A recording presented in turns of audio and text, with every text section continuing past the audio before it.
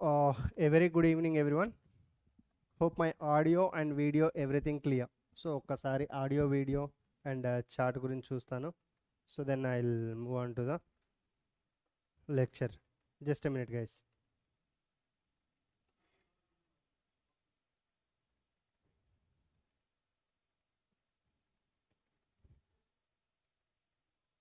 Yes. Hope my audio and video everything is clear. So just ఒకసారి check చేస్తున్నాను నేను ఇక్కడ.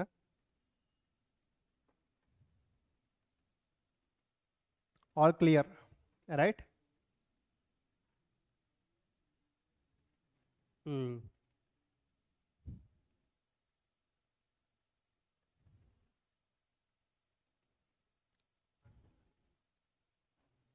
సో జస్ట్ ఒకసారి ఆడియో చెక్ చేస్తున్నాను. So hope audio and video everything క్లియరా?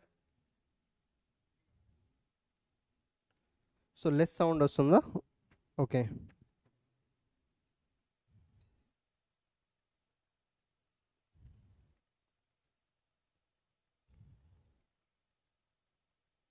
So ఇప్పుడు ఓకేనా సౌండ్? సౌండ్ ఒక 2 minutesలో చూద్దాం. సో సౌండ్ ఇప్పుడు ఓకే అనుకుంటాను. All clear. Srinavya, Chaitanya hi. Okay. Sai Varshith. DPPs కూడా వస్తాయి. డిపిపిస్ బేసిక్ మ్యాథ్సే కదా మీకు 11th రన్ అవుతుంది. బేసిక్ మ్యాథ్స్కి డిపిపిస్ ఏం లేవు. సో మిగిలిన వాటికి డిపిపిస్ వస్తాయి. ఎలక్ట్రిక్ ఛార్జెస్ అండ్ ఫీల్డ్స్కి వస్తాయి. Okay. So Sai Varshith clear. Okay. Patel Reddy, Sai Vani. Okay sir, చలో. So first class of class 12th. ఇక ఎక్కువ ఆలస్యం చేయకుండా క్లాస్ అయితే స్టార్ట్ చేసేద్దాం. So let start with the first కొంచెం అంటే ఒక జస్ట్ నాకు పెన్ దొరకట్లేదు. పెన్ ఎక్కడ పెన్? సో చలో. సో ఫస్ట్ క్లాస్ స్టార్ట్ చేసే ముందు కొంచెం కొన్ని ఇంపార్టెంట్ పాయింట్స్ అయితే ఈరోజు మాట్లాడుకుందాం. అవి ప్రతిరోజు ప్రతి క్లాస్లో చెప్పి మీ టైం అయితే వేస్ట్ చేయను. సో ఒకసారి క్లాసెస్ స్టార్ట్ చేశాను అంటే కంపల్సరీ సబ్జెక్టే ఉంటుంది. ఓకేనా? ఎక్స్ట్రా పాయింట్స్కి ఎక్కువ టైం అయితే కేటాయించాం. So that's for sure. So ఈరోజు ఫస్ట్ క్లాస్ కాబట్టి సో అసలు మీరు క్లాసెస్ని ఎలా ఫాలో అవ్వాలి? ఓకేనా? సో మా కోర్సు మీకు అసలు ఎలా హెల్ప్ అవుతుంది ఫిజిక్స్ పరంగా? సార్ నేను జేఈ క్రాక్ చేయగలుగుతానా? జేఈ ఫిజిక్స్లో నేను అనుకున్న మార్క్స్ లేదా 70 or 80 or 90 ఎంత అనుకుంటున్నారో మీరు? సో మీ టార్గెట్ రీచ్ అవ్వగలుగుతారా? లేదు నీట్లో నేను ఇన్ని క్వశ్చన్స్ చేయగలుగుతానా సార్? 40+ క్వశ్చన్స్ నా టార్గెట్. లేదంటే ఎంసెట్లో నాకు 40 మార్క్స్లో 35+ మార్క్స్ రావాలి, 30+ మార్క్స్ రావాలి. సో ఈ అన్ని క్వశ్చన్స్కి మన సివి రామన్ బ్యాచ్ ఎలా యూజ్ అవ్వబోతున్నది మీకు? సో దాని గురించి కొంచెం ఒకసారి క్లారిటీ ఇస్తాను. మీరు ఒక 2 minutes క్లియర్గా వినండి. ఓకే చలో. సో ఇక్కడ ఫస్ట్ థింగ్, ఈ బ్యాచ్లో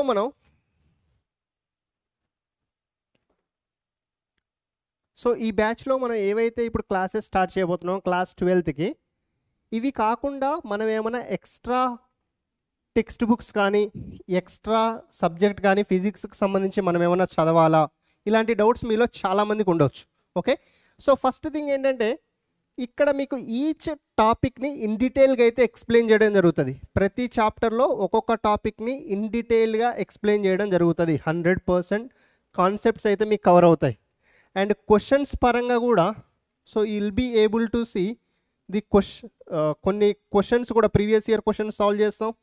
అండ్ కాన్సెప్ట్స్కి సంబంధించిన క్వశ్చన్స్ సాల్వ్ చేస్తాం. అండ్ ఏవైతే ఎక్స్పెక్టెడ్ క్వశ్చన్స్ ఉన్నాయో ఆ ఎక్స్పెక్టెడ్ క్వశ్చన్స్ కూడా మనం చేస్తాం. అంటే ఈ ఇయర్ ఇవి అడిగే ఛాన్స్ ఉంది అనుకున్న క్వశ్చన్స్ కూడా మనం చేస్తాం అనమాట. ఓకేనా? సో కాబట్టి నెక్స్ట్ మీకు డిపిపిస్లో కొన్ని క్వశ్చన్స్, సో డిపిపిస్లో క్వశ్చన్స్ ఇస్తాం. సో దీన్ని మించి మీరు ఏమైనా ఎక్స్ట్రా చేయాలా ఫిజిక్స్ పరంగా అంటే సో మీకు టైం దొరికితే ఒక హెచ్సి వర్మ, దాంట్లో కూడా అన్ని క్వశ్చన్స్ అవసరం లేదు. లెవెల్ 1 లెవెల్ 2 క్వశ్చన్స్ ఇవి మనం క్లాస్లో చెప్పినవి మోస్ట్లీ 80 to 90% క్వశ్చన్స్ మీకు ఆల్రెడీ ఎగ్జామ్లో డిస్ప్లే అవుతాయి. ఓకేనా? మనం చెప్పిన టాపిక్స్లో నుంచి క్వశ్చన్స్ అన్నవి డిస్ప్లే అవుతాయి.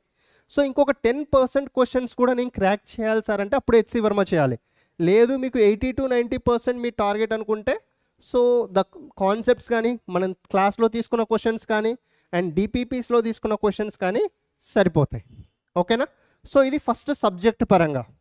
సో ఇప్పుడు ఈ కోర్స్ని మీరు అసలు ఎలా యూజ్ చేసుకోవాలి, మీరు దీన్ని ఎలా ప్రాపర్గా ప్లాన్ చేసుకొని చదవాలి ఈ ఇయర్ మొత్తం, సో అప్పుడు మీరు ఒక కాంపిటేటివ్ ఎగ్జామినేషన్ క్లియర్ చేయగలుగుతారు అనేది ఒకసారి మాట్లాడుకుందాం. సో ప్రతి క్లాస్లో మీరు చేయాల్సిన కొన్ని ఇంపార్టెంట్ థింగ్స్ ఏంటంటే, క్లాస్ ఫాలో అవుతున్నంతసేపు ఫస్ట్ థింగ్ ఏంటంటే లైవ్ క్లాసే మీరు అటెండ్ కావడానికి 100% ట్రై చేయండి. లైవ్ క్లాసే అటెండ్ అవ్వండి. సో ఏ రోజైనా కొంచెం కుదరకపోతే అప్పుడు రికార్డింగ్ క్లాస్ వినండి. బట్ 99.999% లైవ్ క్లాస్ అటెండ్ అవ్వడానికి ట్రై చేయండి. ఓకే, ఎందుకంటే ఇక్కడ మీకు క్వశ్చన్ డిస్ప్లే అవుతుంది. క్వశ్చన్ డిస్ప్లే కాగానే సో మీరు ఆ క్వశ్చన్ని సాల్వ్ చేయాలి. ఓకేనా? సో కాబట్టి లైవ్ క్లాస్లో ఉంటే అదర్ స్టూడెంట్స్ ఎవరు ఫాస్ట్ చేస్తున్నారు అంటే ఆ కాంపిటేటివ్నెస్ అనేది ఉంటుంది మీకు. కాబట్టి 100% లైవ్ క్లాస్ అటెండ్ అవ్వడానికి ట్రై చేయండి. ఎప్పుడైనా ఏదో ఒక రోజు కుదరినప్పుడు అప్పుడు రికార్డింగ్ సెషన్కి వెళ్ళండి. సో ఈ క్లాస్ ఎలాగైనా రికార్డ్ అవుతుంది కదా, సో ఇక నేను రికార్డింగ్ వింటాను 1.5xలో పెట్టుకొని 2xలో పెట్టుకొని అంటే no, attend the live class. So the first thing. So the second thing, so class notes అన్నది కంపల్సరీ ప్రిపేర్ చేసుకోండి. క్లాస్ జరుగుతున్నంతసేపు ఇక నేను స్లైడ్స్ చేంజ్ చేసుకుంటూ వెళ్తూనే ఉంటాను ఒక కాన్సెప్ట్ ఎక్స్ప్లెయిన్ చేసిన తర్వాత. సో మీరు ఎలా ఉండాలంటే సబ్జెక్టు అంటే నేను ఇక్కడ చెప్తున్నాను, సో మీరు నేను చెప్పేది వింటూనే ఉండాలి and at the same time notes కూడా ప్రిపేర్ చేసుకోవాలి. So through out class 10th 11th 12th మీరు చేయాల్సిన పని ఇదే. ఎందుకంటే చాలామంది 11th స్టూడెంట్స్ ఉన్నారు, చాలామంది 12th స్టూడెంట్స్ ఉన్నారు సివి రామన్ బ్యాచ్లో, అవునా? సో ఇప్పుడు క్లాస్ నోట్స్ అన్నది కంపల్సరీ మీరు క్లాస్ జరుగుతున్నప్పుడే ప్రిపేర్ చేసుకోవాలి. ఇది క్లాస్ నోట్స్కి ఒక నోట్బుక్ కాకుండా మీరు సపరేట్ ఇంకొక నోట్బుక్ మెయింటైన్ చేయాలి. క్లాస్ నోట్బుక్ కాకుండా ఇంకొక నోట్బుక్ మెయింటైన్ చేయండి. సో ఈ నోట్బుక్ ఏంటంటే షార్ట్ నోట్స్కి, అంటే ఇప్పుడు క్లాస్ జరిగేటప్పుడు నేను చెప్పేదంతా క్లాస్ నోట్స్లో రాస్తారు. క్లాస్ అయిపోయిన తర్వాత ఈరోజు ఏమి ఇంపార్టెంట్ పాయింట్స్ ఉన్నాయి అంటే మెయిన్గా ఫార్ములాస్ కానీ ఏవైనా షార్ట్ కట్స్ కానీ ట్రిక్స్ కానీ మనం ఆ రోజు క్లాస్లో డిస్కస్ చేస్తే, సో వాటికి సంబంధించిన పాయింట్స్ అన్నిటి కూడా మీరు ఆ రోజు షార్ట్ నోట్స్లో, అంటే మీరు క్లాస్ అయిపోయిన తర్వాత ఇంకొక 10-15 నిమిషాలు అంతే కూర్చొని జస్ట్ మీ షార్ట్ నోట్స్ ఓపెన్ చేసి ఆ షార్ట్ నోట్స్లో చూసుకోవాలి మీరు. ఓకేనా? అంటే నోట్ చేసుకోవాలి ఇంపార్టెంట్ పాయింట్స్ అన్నిటిని కూడా. So very very very important. మీకు ఈ షార్ట్ నోట్స్ యొక్క ఇంపార్టెన్స్ ఎప్పుడు తెలుస్తుందంటే, మీరు ఒక ఎగ్జామ్కి వెళ్ళినప్పుడు ఆల్రెడీ 11thలో మీరు బోర్డ్ ఎగ్జామ్స్ రాసి వచ్చారు అండ్ కొన్ని మీ కాలేజ్లో కానీ ఇంకా బయట కానీ ఆల్రెడీ కాంపిటేటివ్ ఎగ్జామినేషన్స్ రాసి ఉంటారు, అంటే మాక్ టెస్ట్ రాసి ఉంటారు కాలేజీలో. సాటర్డే సండే పెట్టే టెస్ట్లు కానీ లేదంటే వేరే దగ్గర ఎక్కడైనా ఆన్లైన్లో రాసి ఉంటారు. సో మీకు అప్పుడు సడన్గా కాన్సెప్ట్స్ గుర్తురావు, అవునా? సో ఏదైనా ఈరోజు రేపు ఎగ్జామ్ ఉందనుకోండి, సో ఈరోజు రివైజ్ చేయాలంటే అసలు ఏ చాప్టర్ రివైజ్ చేయాలో కూడా మీకు కొన్నిసార్లు తెలియదు. సో ఏదైతే మీ షార్ట్ నోట్స్ ఉంటుందో అది మీకు రివిజన్కి పర్ఫెక్ట్గా యూజ్ అవుతుంది. ఓకేనా? కాబట్టి కంపల్సరీ క్లాస్ అయిపోయిన తర్వాత షార్ట్ నోట్స్ అన్నది ప్రిపేర్ చేసుకోండి. అండ్ సో నెక్స్ట్ థింగ్ ఏంటంటే, క్లాస్లో మనం ఏవైతే క్వశ్చన్స్ ఇచ్చామో క్లాస్లో ఇచ్చే క్వశ్చన్స్ కానీ లేదంటే హోంవర్క్ ఇచ్చే క్వశ్చన్స్ కానీ కంపల్సరీ ట్రై చేయాలి మీరు. ఫస్ట్ అసలు సార్ చెప్తాలే రేపు, సో సార్ చెప్పినప్పుడే నేను నోట్ చేసుకుంటాను, ప్రతిదీ నేను చెప్పింది నోట్ చేసుకోవడం కాదు. మీ ఓన్గా ఒకసారి క్వశ్చన్ అక్కడ డిస్ప్లే అయిన తర్వాత ఆ క్వశ్చన్ని మీరు ఓన్గా ట్రై చేయండి. ఓకేనా? కంపల్సరీ ఈ థింగ్ అయితే మీరు చేయాలి. ఓకేనా? డన్. చాలు. సో నెక్స్ట్ డిపిపిస్, మీకు టాపిక్ వైజ్ డిపిపిస్ ప్రొవైడ్ చేస్తాం. సో ఈ డిపిపిస్ని 100% మీరు సాల్వ్ చేయడానికి ట్రై చేయాలి. సో ఏదైనా క్వశ్చన్ మీరు సాల్వ్ చేయలేకపోతున్నారు అని అంటే అప్పుడు మాత్రమే సొల్యూషన్ చూడాలి. సో లేదు అంటే కంపల్సరీ ఈ డిపిపిని కూడా ఒక టెస్ట్ లాగా తీసుకొని you should solve the questions from DPPs. So అంటే ఇప్పుడు లెట్సే ఈరోజు డిపిపిలో ఒక 10 క్వశ్చన్లు ఇచ్చాను అనుకోండి. సో ఈరోజు మొత్తం టాపిక్ విన్న తర్వాత మీరు ఆ 10 క్వశ్చన్స్లో మీరు 7 చేయగలుగుతున్నారా, 8 చేయగలుగుతున్నారా, 9 చేయగలుగుతున్నారా? సో మీరు ఒక 60 to 70% చేయగలిగారు అనుకోండి ఆ 10 క్వశ్చన్స్లో. So then you are good at subject, అంటే మీకు ఆ రోజు చెప్పిన క్లాస్ మంచిగా అర్థమైంది. లేదు మీరు అసలు ఒక 2-3 క్వశ్చన్సే చేయగలుగుతున్నారు అనుకోండి, so then you are doing something wrong అనమాట. అంటే ఆ కాన్సెప్ట్ అర్థం కావడంలోనో లేదంటే ఆ కాన్సెప్ట్ని అప్లై చేయడంలోనూ ఎక్కడో మిస్టేక్స్ చేస్తున్నట్టు. సో అప్పుడు మీరు మళ్ళీ ఏం చేయాలి, ఒక్కసారి మళ్ళీ ఆ టాపిక్ని రివైజ్ చేసుకొని so then you should again attempt the questions. So ఇది చాలా చాలా ఇంపార్టెంట్ అనమాట. అంటే ఒక టెస్ట్ పెట్టినప్పుడే టెస్ట్ లాగా కాకుండా ఒక డిపిపిని కూడా మీరు టెస్ట్ లాగా డైలీ ఒక టెస్ట్ లాగా పెట్టుకొని చేశారనుకోండి, అంటే మిమ్మల్ని మీరు అనలైజ్ చేసుకుంటున్నట్టు అనమాట. నాకు ఈరోజు క్లాస్ ఎంత అర్థమైంది, నిన్నటి నుంచి నేను ఈరోజు ఎంత గుర్తుపెట్టుకున్నా, మొన్నటి క్లాస్ని నాకు ఈరోజు ఎంత గుర్తుంది. సో ఇవన్నీ మీరు సెల్ఫ్ టెస్టింగ్ అనమాట. ఓకేనా. సో ఇది ఒకటి చాలా చాలా ఇంపార్టెంట్. సో నెక్స్ట్ ఇంకొక ఇంపార్టెంట్ పాయింట్ ఏంటంటే, సో చాలామంది స్టూడెంట్స్ చేసే మిస్టేక్ ఏంటంటే, ఈరోజు నేను electric charges and field start చేశాను. సో ఈరోజు ఫస్ట్ క్లాస్ అవుతుంది, రేపు సెకండ్ క్లాస్, ఎల్లుండి థర్డ్ క్లాస్ అవుతుంది. సో మళ్ళీ నేను నెక్స్ట్ వీక్ మళ్ళీ థర్స్డే వస్తాను. సో ఈ మధ్యలో మీకు ఒక 4 days గ్యాప్ వస్తుంది. ఈ 4 days గ్యాప్లో నేను 3 days చెప్పిందంతా మర్చిపోకూడదు. సో మర్చిపోకుండా ఉండాలంటే ఏం చేయాలి, సో కొంచెం టైము మీరు ఆ రోజు ఏదో మీకు ఒకవేళ ఏదైనా వర్క్ ఉండి లేదంటే అవుట్ స్టేషన్కి వెళ్ళినప్పుడు కానీ ఎటైనా, సో మీరు ఆ రోజు కొత్త టాపిక్ నేర్చుకోకపోయినా పర్లేదు, కానీ చదివిన దాన్ని అయితే కంపల్సరీ రివైజ్ చేయాలి. సో ద డైలీ రివిజన్ అన్నది చాలా చాలా ఇంపార్టెంట్.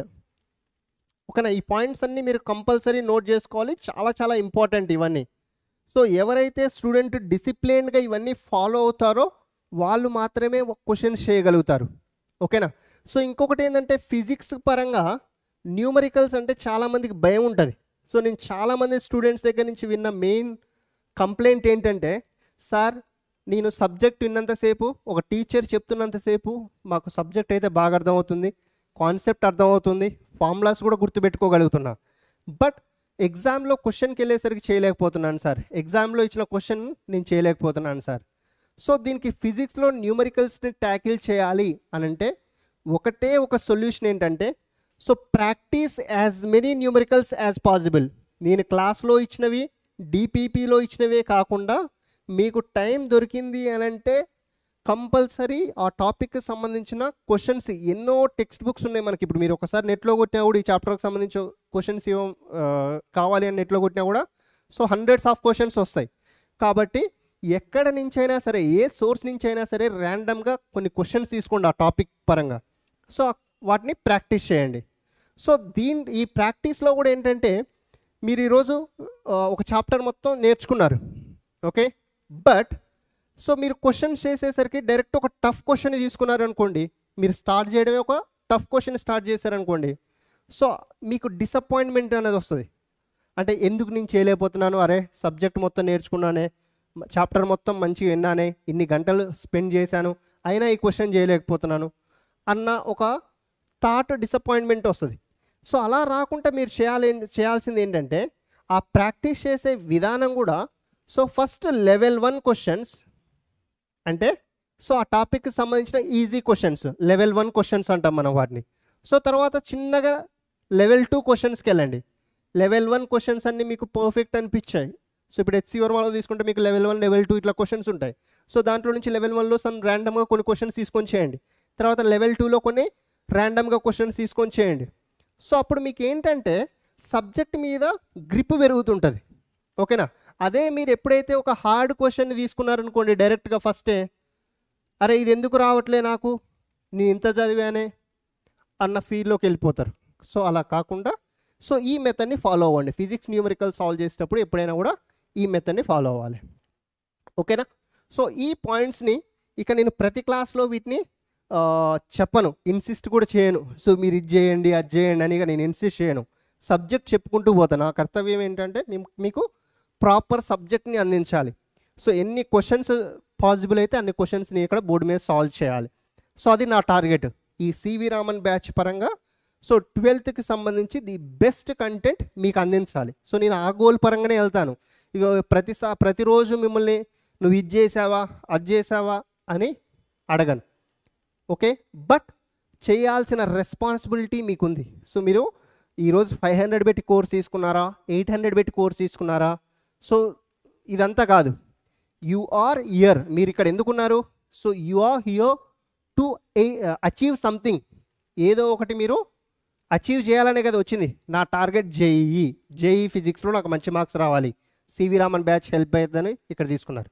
సో లేదు నీట్ ఫిజిక్స్లో నాకు మంచి మార్క్స్ రావాలి, లేదు ఎంసెట్ ఫిజిక్స్లో నాకు మంచి మార్క్స్ రావాలి, లేదు అదర్ కాంపిటేటివ్ ఎగ్జామినేషన్లో నాకు మంచి మార్క్స్ రావాలి. సో ఇది నీ ఎయిమ్. నువ్వు బ్యాచ్ తీసుకుందే అందుకు కదా. కాబట్టి సో నువ్వు తీసుకున్న దానికి ఫలితం ఎప్పుడు వస్తుంది? బ్యాచ్ తీసుకోగానే నీకు ఫలితం రాదు. ఆ బ్యాచ్లో మీకు సబ్జెక్ట్ మనం ఏం చెప్తున్నాం, దాన్ని మీరు ఎలా ఫాలో అవ్వాలి, సో సార్ ఇస్తున్న గైడెన్స్ ఏంటి, సో దేన్ని ఎలా చేయమంటున్నాడు, ఏ క్వశ్చన్ని. సో అంటే నేను చెప్పిన తర్వాత ఈరోజు నేను ఒక 1 అవర్ క్లాస్ చెప్పాను అనుకోండి, సో మీరు ఇంకొక 1 అవర్ కంపల్సరీ సబ్జెక్ట్ మీద స్పెండ్ చేయాలి. అండ్ నెక్స్ట్ డే మీరు మళ్ళీ ఈరోజు క్లాస్కి అటెండ్ అవుతున్నారు, నెక్స్ట్ డే మళ్ళీ క్లాస్కి అటెండ్ అవుతున్నారు. ఏం చేయాలి? క్లాస్కి ఒక 10 నిమిషాల ముందు 6:30కి మన క్లాస్ అంటే 6:20 ఆర్ 6:15కి మీరు ఏం చేయాలి? నిన్నటి క్లాస్ని షార్ట్ నోట్స్ ఉంది కదా, జస్ట్ అలా ఒకసారి రివైజ్ చేసుకుంటూ వెళ్ళాలి. ఓకేనా? సో ఈ పాయింట్స్ అన్నవి చాలా చాలా ఇంపార్టెంట్. అండ్ ఇప్పుడు మీరు క్లాస్ 12లో ఉన్నారు. ఈ ఇయర్ ఆల్రెడీ మీరు కాంపిటేటివ్ ఎగ్జామినేషన్ రాస్తారు. అంటే జనవరిలో ఫేజ్ 1 జేఈ వాళ్ళు అయితే జనవరిలో ఫేజ్ 1, ఫేజ్ 2 ఏప్రిల్లో ఉంటుంది. అంటే మీరు సిలబస్ని డిసెంబర్ వరకు కంప్లీట్ చేసుకోవాలి. సో ఒకవేళ మీకు 11th క్లాస్లో కనుక బ్యాక్లాగ్స్ ఉన్నట్టయితే, 11th క్లాస్లో బ్యాక్లాగ్స్ ఉన్నాయనుకోండి ఫిజిక్స్కి సంబంధించి, సో ఈ బ్యాక్లాగ్స్ని కూడా కంపల్సరీ క్లియర్ చేసుకోండి. So clear the backlogs. ఎవరైతే స్టూడెంట్స్ 12th ఫిజిక్స్ ట్యాకిల్ చేయాలని ఇప్పుడు చూస్తున్నారో, 11th బేసిక్స్ ప్రాపర్గా లేవు అనుకుంటే కంపల్సరీ న్యూటన్ బ్యాచ్ కూడా తీసుకోండి. న్యూటన్ బ్యాచ్లో బేసిక్స్ అంటే ప్యారలల్గా 11th syllabus 12th syllabus complete చేసుకోండి. ఎందుకంటే మీకు ఇప్పుడు ఈ స్టార్టింగ్ కొంచెం ఒక ఇంపార్టెంట్ టైం, మీ కాలేజ్లో ఎక్కువ సిలబస్ అవ్వదు అండ్ మీకు ఫ్రీ టైం అనేది కొంచెం ఎక్కువ దొరుకుతుంది. కాబట్టి మీరు కనుక ఈ బ్యాక్లాగ్స్ని ప్లస్ 12th సిలబస్ని కవర్ చేయడానికి ట్రై చేశారనుకోండి, సో అప్పుడు మీకు 2 కూడా ఈజీగా అయిపోతాయి. సో ఇక మీరు అదర్ సబ్జెక్ట్స్ మీద కాన్సన్ట్రేట్ చేసుకోవచ్చు.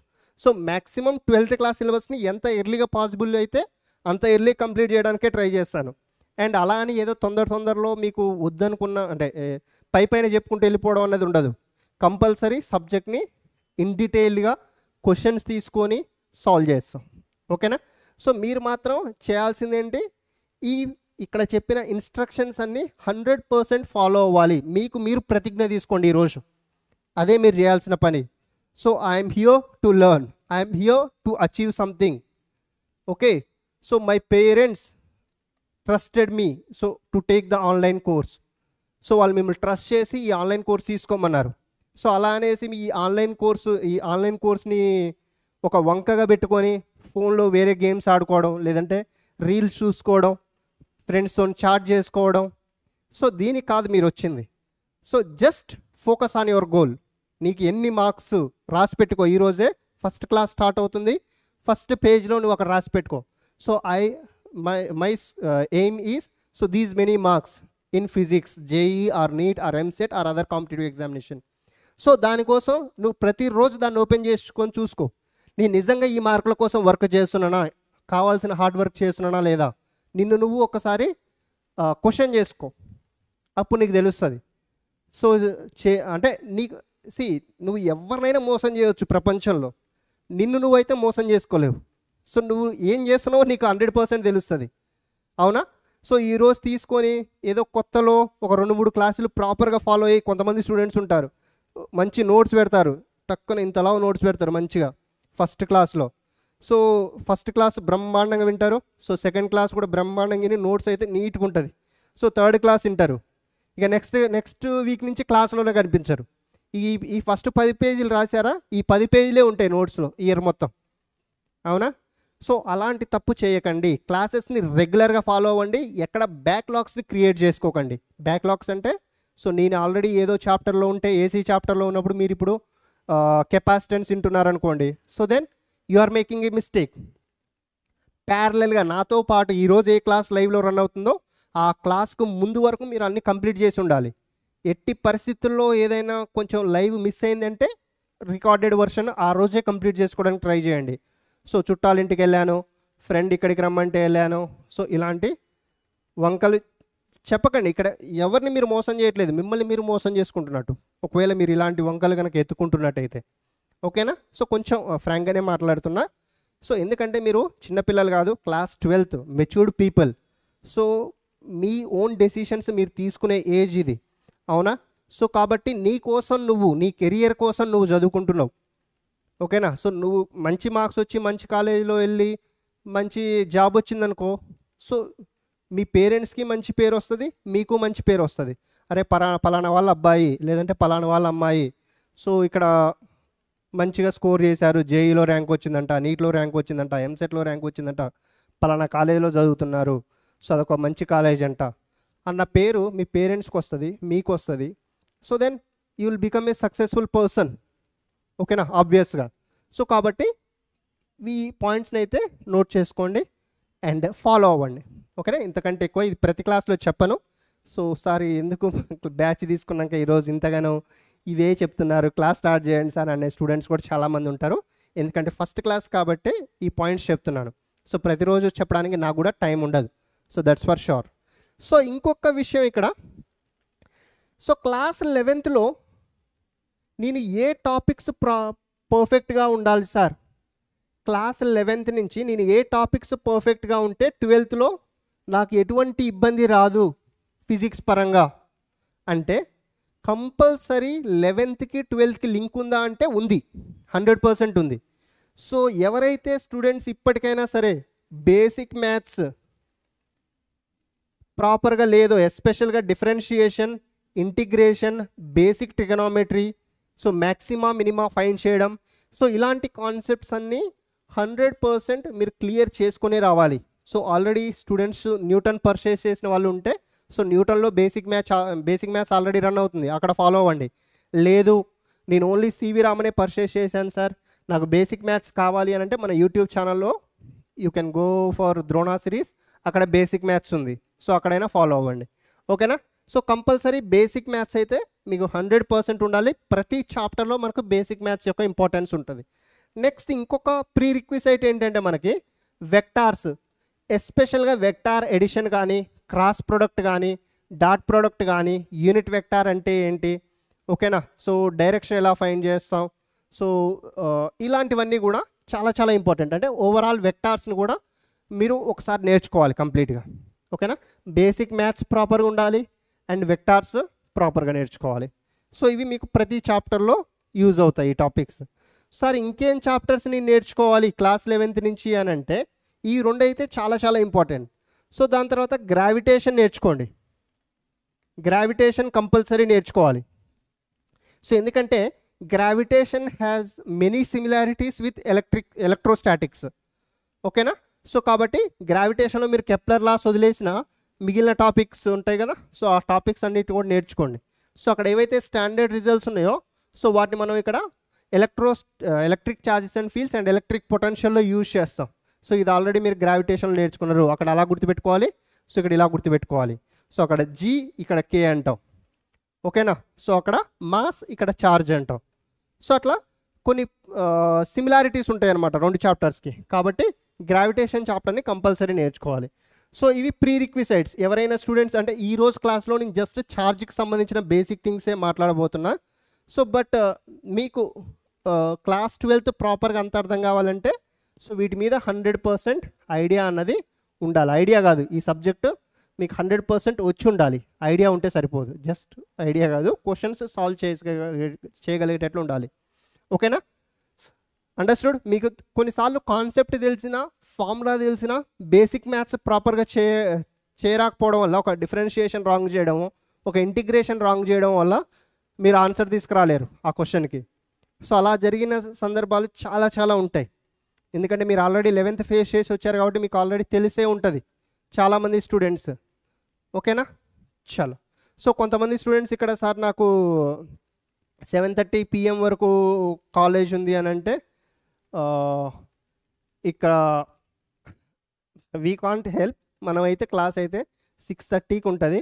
ఎవరైతే 7:30కి వస్తారో ఇక మీరు చేయాల్సింది ఏంటి, రికార్డింగ్ వినడం, లేదంటే 7:30కి లైవ్ రన్ అవుతుంటే 7:30కి అటెండ్ అవ్వడం.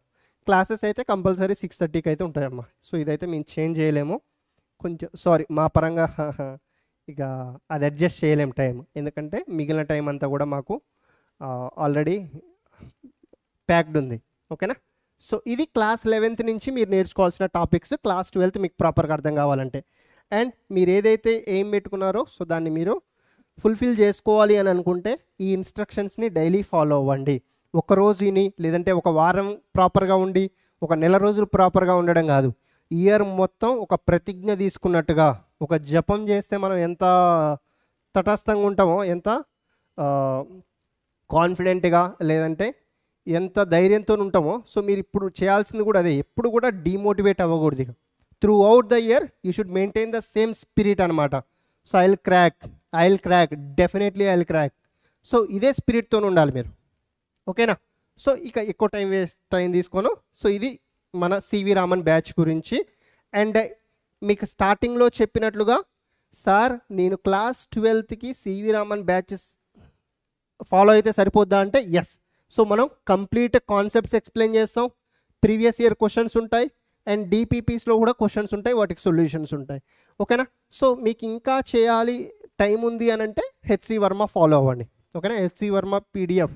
సో మీరు నెట్లో కొడితే డైరెక్ట్ వచ్చేస్తామా, you can download the PDF, ఓకేనా? హెచ్సి వర్మ పీడిఎఫ్ని మీరు డైరెక్ట్ డౌన్లోడ్ చేసుకోవచ్చు. రైట్, క్లియర్ ఇక్కడ వరకు? చాలు. So now, so today we are going to deal with the first chapter, so that is electric charges and fields. So ఇది మొత్తం electrostatics కిందకి వస్తుంది అనమాట, ఓకేనా? సో ఎలక్ట్రోస్టాటిక్స్ కిందకి వస్తుంది. సో ఈ క్లాస్ 12th సిలబస్ మనం ఎలా అసలు చేయబోతున్నాం అంటే ఇక్కడ కూడా ఒక స్లైడ్ తీసుకుంటా, దీనికి చెప్తా చూడండి. అంటే ఒకదానికి ఎలా రిలేషన్ ఉంటుంది అన్నది ఒకసారి చెప్తాను. సో ఫస్ట్ అసలు మనం ఇప్పుడు ఎలక్ట్రోస్టాటిక్స్ స్టార్ట్ చేస్తాం. దీంట్లో 2 చాప్టర్స్ ఉంటాయి ఈ ఎలక్ట్రోస్టాటిక్స్లో. సో ఫస్ట్ది వచ్చేసరికి ఎలక్ట్రిక్ ఛార్జెస్ అండ్ ఫీల్డ్స్, సెకండ్ది వచ్చేసరికి electrostatic potential and capacitance. So ఈ 2 చాప్టర్స్కి మనం ఆల్మోస్ట్ ఒక 20 లెక్చర్స్ అయితే కేటాయిస్తాం, మినిమం 20, ఓకేనా? మినిమం 20 లెక్చర్స్ అయితే ఈ 2 చాప్టర్ కంప్లీట్ ఎలక్ట్రోస్టాటిక్స్ కంటే. సో మీరు అర్థం చేసుకోవచ్చు ఇక ఎంత ఇన్ డీటెయిల్గా మనం చాప్టర్ని డిస్కస్ చేయబోతున్నామో మీకు అర్థమైపోయి ఉంటుంది. సో ఈ 20 లెక్చర్స్లో మీకు దీనికి సంబంధించిన కంప్లీట్ కాన్సెప్ట్స్, సో చాలా న్యూమరికల్స్, చాలా ప్రీవియస్ ఇయర్ క్వశ్చన్స్ కవర్ అవుతాయి, ఓకేనా? సో దీని తర్వాత ఇక్కడ ఈ ఎలక్ట్రోస్టాటిక్స్లో ఏంటంటే ఛార్జ్ రెస్ట్లో ఉంటుంది, okay? So charge at rest. So దీని తర్వాత మనం will study the current electricity. So current electricity, so ఈ కరెంట్ ఎలక్ట్రిసిటీలో ఏంటంటే ఛార్జ్ అన్నది కాన్స్టెంట్ వెలాసిటీతో ఉంటుంది. సో ఛార్జ్ విల్ హ్యావ్, అంటే ఛార్జ్ ఇక్కడ రెస్ట్లో ఉండదు, charge will be constant velocity, అంటే సమ్ వెలాసిటీతోని మూవ్ అవుతుంటుంది ఛార్జ్. సో ఛార్జ్ ఎప్పుడైతే మూవ్ అవుతుందో అక్కడ మనకి కరెంట్ ఫ్లో అన్నది ఉంటుంది. దాన్ని మనం current dynamics, that is current ఎలక్ట్రిసిటీలో నేర్చుకుంటాం. సో దీని తర్వాత కరెంట్ ఫ్లో వల్ల మ్యాగ్నెటిక్ ఫీల్డ్ అనేది జనరేట్ అవుతుందని మీరు ఆల్రెడీ 10th క్లాస్లో నేర్చుకున్నారు, అవునా? సో ఆ కాన్సెప్ట్లోనే మనకు the magnetism concept, moving charges and magnetism or magnetic effects of electric current. So whatever it is, so that is magnetic effects of electric current. Next చేయబోయే chapter magnetic effects of electric current. So ఇక్కడ ఏంటి, current వలన magnetic current flow అవడం వల్ల దాంట్లో magnetic field అనేది create అవుతుంది. So next topic అనమాట. అంటే మనం సబ్జెక్ట్ని ఎలా నేర్చుకోబోతున్నాం, ఒక చాప్టర్కి ఎలా లింక్ ఉంటుంది అని అంటే ఫస్ట్ ఛార్జ్ రెస్ట్లో గురించి చదువుకుంటాం, తర్వాత ఛార్జ్ కాన్స్టెంట్ వెలాసిటీతో మూవ్ అయితే కరెంట్ ఎలక్ట్రిసిటీ చాప్టర్ నేర్చుకుంటాం. సో కరెంట్ జనరేట్ అయిన కరెంట్ ఫ్లో అవుతున్నప్పుడు సో దానివల్ల మ్యాగ్నెటిక్ ఫీల్డ్ అనేది క్రియేట్ అవుతుంది. సో అప్పుడు మ్యాగ్నెటిక్ ఎఫెక్ట్స్ ఎలా ఉంటాయి కరెంట్ వల్ల. సో దీని తర్వాత మనం ఈఎంఐ చాప్టర్ నేర్చుకుంటాం. అంటే కరెంట్ వల్ల మ్యాగ్నెటిక్ ఫీల్డ్ వచ్చినప్పుడు మ్యాగ్నెటిక్ ఫీల్డ్ వల్ల కూడా కరెంట్ వస్తుంది, రివర్స్ అనమాట. సో దాన్ని మనం ఎలక్ట్రోమాగ్నెటిక్ ఇండక్షన్లో నేర్చుకుంటాం, ఓకేనా? సో అలానే కరెంట్కి సంబంధించి రియల్ లైఫ్ కరెంట్కి సంబంధించి ది ఆల్టర్నేటింగ్ కరెంట్, మన హౌస్ హోల్డ్లో యూజ్ చేసే కరెంట్, ఈ ఆల్టర్నేటింగ్ కరెంట్ అంటే ఏంటి, ఆర్ఎంఎస్ వాల్యూస్ ఏంటి అసలు, ఓకేనా? సో ఏసీ సర్క్యూట్ అంటే ఏంటి, సో ఇవన్నీ కూడా మనం ఏసీ చాప్టర్లో నేర్చుకుంటాం. సో అలానే ఈ చాప్టర్స్తో పాటు నెక్స్ట్ వి ఎంటర్, ఇది మొత్తం కూడా నెక్స్ట్ ఇక్కడ ఈ ఎలక్ట్రిసిటీని మ్యాగ్నెటిజంని మొత్తం కలిపి ఈఎండబ్ల్యూ అంటే ఎలక్ట్రోమాగ్నెటిక్ వేవ్ చాప్టర్లో ఒక సమ్మరీ లాగా చేస్తాం అనమాట. సో ఇది మొత్తం మీకు ఎలక్ట్రోమాగ్నెటిజం డివిజన్. క్లాస్ 12లో ఇన్ని చాప్టర్స్ ఉంటాయి. ఏది ఎలక్ట్రోమాగ్నెటిజం డివిజన్లో అన్నీ కూడా మళ్ళీ ఒకదానికొకటి లింక్డ్ ఉంటాయి అన్నమా. సో మీరు ఈ ఫస్ట్ది మిస్ అయ్యారనుకోండి, సో ఇక్కడ ప్రతి దాని మీద ఎఫెక్ట్ పడుకుంటూ వస్తుంది. కాబట్టి సో మీరు ఫస్ట్ లెక్చర్నే ప్రాపర్గా, అంటే ఫస్ట్ లెక్చర్ని ఒకటే, ఫస్ట్ ఒక్కదాని కాదు, సో ఫస్ట్ లెక్చర్ నుంచి ప్రతి లెక్చర్ని కూడా ఫాలో అవ్వాలి అండ్ వాటిని గుర్తుపెట్టుకోవాలి. సో తర్వాత ఒకదాని యూజ్ మళ్ళీ ఇంకొక చాప్టర్లో, ఇంకొక దాన్ని మళ్ళీ ఇంకొక చాప్టర్లో, సో అన్నీ కూడా లింక్డ్ ఉంటాయి అన్నమాట. ఇది మొత్తం ఎలక్ట్రోమాగ్నెటిజం. సో దీని తర్వాత will start so the optics. Class 12లో ఆప్టిక్స్ నేర్చుకుంటాం. So where will study the ray optics and will study the wave optics. So ఇక్కడ రే ఆప్టిక్స్ గురించి, వేవ్ ఆప్టిక్స్ గురించి చదువుకుంటాం. ఓకేనా? అలానే సో దీని తర్వాత so will go for the modern physics. So modern ఫిజిక్స్లో dual nature of radiation and matter కావచ్చు, ఆటమ్స్ చాప్టర్ కావచ్చు, న్యూక్లియై చాప్టర్ కావచ్చు, అండ్ సెమీ కండక్టర్ చాప్టర్ కావచ్చు, కమ్యూనికేషన్ సిస్టమ్ చాప్టర్ కావచ్చు. సో ఇవన్నీ కూడా మోడర్న్ ఫిజిక్స్ కిందకి వస్తాయి. ఓకేనా? సో క్లాస్ 11తో కంపేర్ చేస్తే క్లాస్ 12 అన్నది సో కొంచెం ఈజీగానే ఉంటుంది. బట్ ఏంటంటే కొంచెం లెంతీగా కూడా ఉంటుంది. క్లాస్ 11 కంటే క్లాస్ 12 చాప్టర్స్ కొంచెం లెంతీగా కూడా ఉంటాయి. ఓకేనా? సో ఎస్పెషల్గా మనకి ఈ పార్ట్ ఏదైతే ఎలక్ట్రోమాగ్నెటిజం డివిజన్ ఉందో, సో దీన్ని కనుక మీరు ప్రాపర్గా ట్యాకిల్ చేయగలిగితే, సో ఇక ఆప్టిక్స్ పార్ట్లో రే ఆప్టిక్స్ కొంచెం కొన్ని ప్లేసెస్లో డిఫికల్ట్ ఉంటుంది, but will make it simple. Okay? And wave optics easy చాప్టరే. సో ఇక మోడర్న్ ఫిజిక్స్ అయితే ఈజియెస్ట్ డివిజన్ అన్నమాట. ఎక్కువ ఫార్ములాస్ ఉంటాయి, బట్ ఆ ఫార్ములాస్ని మీరు ప్రాపర్గా గుర్తుపెట్టుకొని ఎక్కువ క్వశ్చన్స్ ప్రాక్టీస్ చేయాలి. సో ఇదనమాట క్లాస్ 12th పోర్షన్ మొత్తం మనం సివి రామన్లో ఈ కవర్ చేయబోతాం. ఓకేనా? సో ఓకే, అంటే మీకు ఒక ఫ్లో చార్ట్ ఇస్తున్నాను అనమాట. ఇక ప్రతిరోజు ఈ ఫ్లో చార్ట్ని చెప్పుకుంటూ కూర్చోలేను కదా, ఫస్ట్ క్లాస్ కాబట్టి ఈరోజు కొంచెం టైం స్పెండ్ చేయగలుగుతున్నాను, కొంచెం చెప్తున్నాను. ఓకే, చాలా సో నౌ సో ఇక ఈరోజు మనం స్టార్ట్ చేసుకునే chapter electric charges and field. So దాంట్లో భాగంగా సో ఫస్ట్ టాపిక్ మనం ఈరోజు కంప్లీట్గా ఛార్జెస్ మీద ఫోకస్ చేయబోతున్నాం. సో మన గోల్స్ ఏంటంటే ఈరోజు what are the topics to be covered in this session. So charges and its properties, so charges and its units, so then properties of the charge. So ఇక related questions అంటే questions చేసేంత time మనకు ఉండకపోవచ్చు. So already ఎంత అయింది time? So time వచ్చేసరికి 7 అయింది. So class ఇంకా half an hour or 40 minutes run అవుతుంది. సో కాబట్టి క్వశ్చన్స్ చేసేంత టైం అయితే మనకు రాకపోవచ్చు. సో జస్ట్ థియరీకి సంబంధించి మనం ఈరోజు మాట్లాడుకుంటాం. ఓకేనా? చలో, సో ఇది. సో ఇక సబ్జెక్ట్లోకి వెళ్దామా? ఇది మన టార్గెట్ అనమాట. So 1, 2, 3. So let's begin our actual subject, so the physics, so which is the interesting subject. So let's move. So ఈరోజు ఛార్జ్ గురించి మాట్లాడుకుంటున్నాం. సో అసలు ఛార్జ్ అంటే ఏంటి? సో ఛార్జ్ అన్నది it's a property of the mass అనమాట. So by which it can experience the force in electric and magnetic fields. So I will write the definition also. So what is charge? Charge it's a property of mass. So the charge is the property of mass. Charge is a property of mass by which it can experience force, by which it can experience force, by which it can experience force in electric and magnetic fields. Force in electric and magnetic fields. By in electric and magnetic fields. క్లియరా? So ఇది charge యొక్క definition. So అంటే charge అనేది ఒక property of mass. So దీనివల్ల so ఈ charge అన్నది electric ఫీల్డ్లో కానీ మ్యాగ్నెటిక్ ఫీల్డ్లో కానీ ప్లేస్ చేసినప్పుడు ఒక ఫోర్స్ అన్నది ఎక్స్పీరియన్స్ అవుతుంది. ఛార్జ్ అదే ఛార్జ్ ఒక బాడీకి ఛార్జ్ లేదనుకోండి, లెట్స్ సే ఈ బాడీని ఎలక్ట్రిక్ ఫీల్డ్ వాళ్ళు మ్యాగ్నెటిక్ ఫీల్డ్లో ప్లేస్ చేస్తే సో దీనికి ఏం ఛార్జ్ లేదు కాబట్టి ఎటువంటి ఫోర్స్ ఎగ్జర్ట్ అవ్వదు దీని మీద. సో అదే దీనికి ఛార్జ్ ఉందనుకోండి ఈ బాడీకి, సో నేను దీన్ని తీసుకెళ్ళి ఎలక్ట్రిక్ ఫీల్డ్లో కానీ మ్యాగ్నెటిక్ ఫీల్డ్లో కానీ ప్లేస్ చేస్తే సో అప్పుడు దాని మీద ఒక ఫోర్స్ అనేది ఎగ్జర్ట్ అవుతుంది. సో ఇది ఛార్జ్కి actual definition, textbook definition అంటాం కదా, సో అలాంటి డెఫినేషన్ అనమాట. సో ఛార్జ్ డెఫినేషన్ మీద క్వశ్చన్ వస్తుందా సార్ అంటే రాదు ఆబ్వియస్గా కాంపిటేటివ్ ఎగ్జామినేషన్లో. సో బట్ బేసిక్స్ మనకి తెలిసి ఉండాలి. చాలు. So let's move further. So ఇప్పుడు charged bodies and neutral bodies ఈ టర్మ్స్ మనం ఆల్రెడీ వినే ఉంటాం, అవునా? సో అసలు న్యూట్రల్ బాడీ అంటే ఏంటి అండ్ చార్జ్డ్ బాడీస్ అంటే ఏంటి?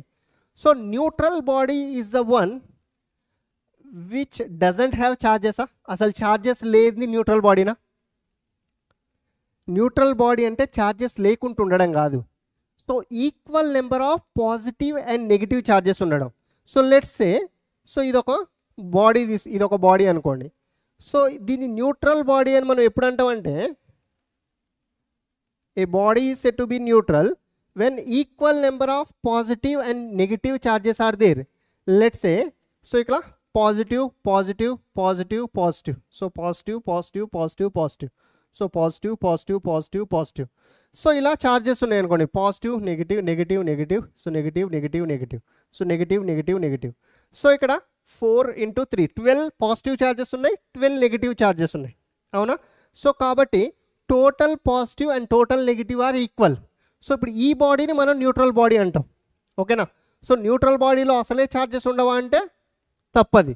న్యూట్రల్ బాడీస్లో ఛార్జెస్ ఉంటాయి, but equal number of positive and negative charges ఉంటాయి. సో దాన్ని మనం న్యూట్రల్ బాడీస్ అంటాం. ఒకవేళ అలా కాకుండా ఏదైనా ఒక బాడీలో లెట్సే ఈ బాడీ ఉంది. సో ఈ బాడీలో సో పాజిటివ్ ఛార్జెస్ ఆర్ ఇలా 8 ఉన్నాయి, నెగిటివ్ ఛార్జెస్ జస్ట్ ఒక 5 ఉన్నాయి.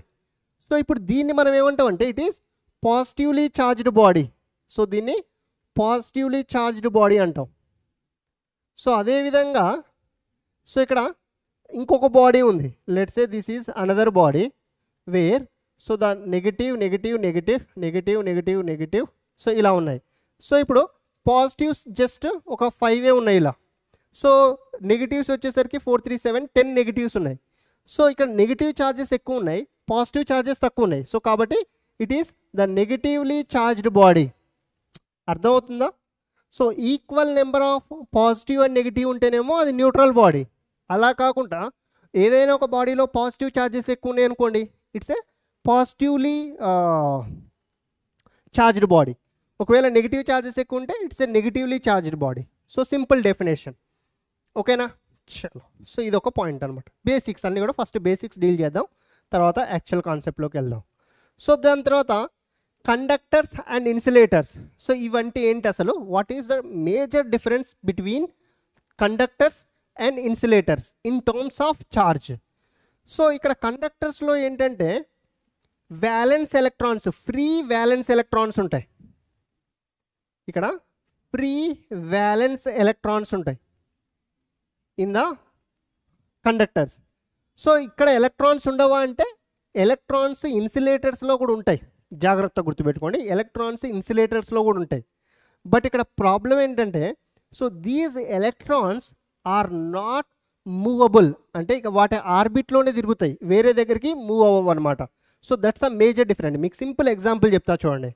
సో ఇలా ఒక బాడీ ఉందనుకోండి. సో ఈ బాడీలో సో ఇక్కడ ఒక పాజిటివ్ ఛార్జ్ ఉంది, ఇక్కడ ఒక పాజిటివ్ ఛార్జ్ ఉంది, ఇక్కడ ఒక పాజిటివ్ ఛార్జ్ ఉంది, ఇక్కడ ఒక పాజిటివ్ ఛార్జ్ ఉంది. సో ఇలా పాజిటివ్లీ ఛార్జెస్ ఉన్నాయి. జస్ట్ బేసిక్స్ అర్థం చేసుకుంటే మీకు కాన్సెప్ట్స్ ఈజీ అవుతాయి. సో ఇప్పుడు ఒక ఫ్రీ ఎలక్ట్రాన్ ఉంది. ఇక్కడ ఎలక్ట్రాన్ అంటే ఒక నెగిటివ్ ఛార్జ్, ఇలా ఒక ఎలక్ట్రాన్ ఉందనుకోండి. సో ఈ ఎలక్ట్రాన్ కండక్టర్లో ఇక్కడ ఉండొచ్చు. సో ఇదే ఎలక్ట్రాన్ ఇక్కడికి మూవ్ అవ్వచ్చు, లేదంటే ఇదే ఎలక్ట్రాన్ ఇక్కడికి మూవ్ అవ్వచ్చు. అంటే free violence electrons, movable free violence electrons ఉంటాయి కండక్టర్లో. అదే ఇన్సులేటర్కి వచ్చేసరికి ప్రాబ్లం ఏంటంటే సో దీనికి కూడా ఎలక్ట్రాన్స్ ఉంటాయి. ఇన్సులేటర్లో కూడా ఇది ఒక ఛార్జ్ ఛార్జ్ ఛార్జ్. సో ఇక్కడ ఒక ఎలక్ట్రాన్ ఉంది, ఇక్కడ ఉన్న ఎలక్ట్రాను లేదంటే ఇక్కడ ఉన్న ఎలక్ట్రాను లేదంటే ఇక్కడ ఉన్న ఎలక్ట్రాను సో ఆ పర్టికులర్ ఆర్బిట్లో మాత్రమే తిరుగుతుంది. ఇక్కడ ఉన్న ఎలక్ట్రాన్ ఈ ఆర్బిట్లోనే తిరుగుతుంది, ఇక్కడ ఉన్న ఎలక్ట్రాన్ ఈ ఆర్బిట్లోనే మాత్రమే తిరుగుతుంది. సో ఇక వేరే దగ్గరికి వెళ్ళదు. సో అదే కండక్టర్స్లోకి వచ్చేసరికి ఈ ఎలక్ట్రాన్ అన్నది మూవబుల్ అనమాట. ఇక్కడ నుంచి ఇక్కడికి వెళ్తుంది, సో ఇక్కడ నుంచి ఇక్కడికి వెళ్ళవచ్చు. సో అంటే ఫ్రీ వ్యాలెన్స్ ఎలక్ట్రాన్స్ కండక్టర్లో ఉంటాయి. సో అదే ఇన్సులేటర్లో ఎలక్ట్రాన్స్ లేవా అంటే ఉన్నాయి, బట్ అవి ఆ పర్టికులర్ షెల్స్లో మాత్రమే రొటేట్ అవుతూ ఉంటాయి అన్నమాట. ఓకేనా? So this is a major difference between conductors and insulators. So ఓకేనా? ఈ పాయింట్ క్లియర్ అందరికీ? చలో good. So next, so electric charges. So how can we give a charge to any body? ఏదైనా బాడీకి మనం ఛార్జ్ అసలు ఎలా ఇస్తాం?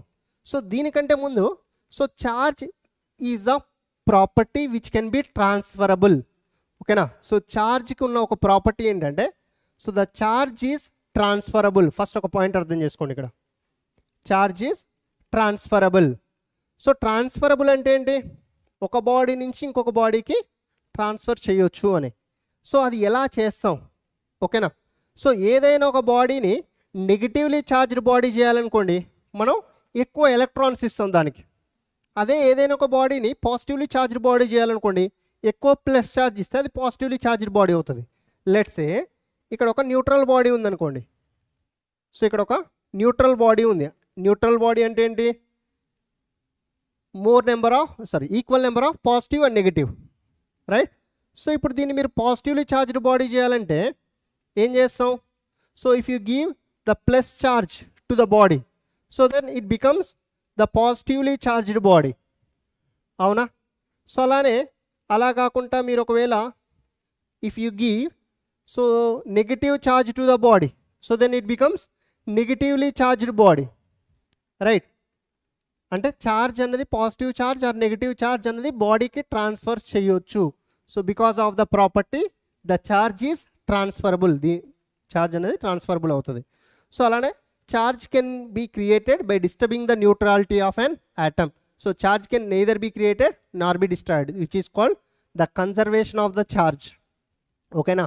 సో ఏదైనా ఒక బాడీకి పాజిటివ్ ఛార్జ్ ఇస్తే అది పాజిటివ్లీ ఛార్జ్డ్ బాడీ అవుతుంది, నెగిటివ్ ఛార్జ్ ఇస్తే negatively charged body. Simple definitions. Okay, clear? Understood guys this one? చల్ నెక్స్ట్. సో నౌ, సో ఇప్పుడే చెప్పాను. So this point you can write it here. Positively charged body, negatively charged body అంటే, so you guys can write it here. So where so the negative charges are more, positive charges are less. So అదే positively charged body అంటే positive charges are more and negative charges are less.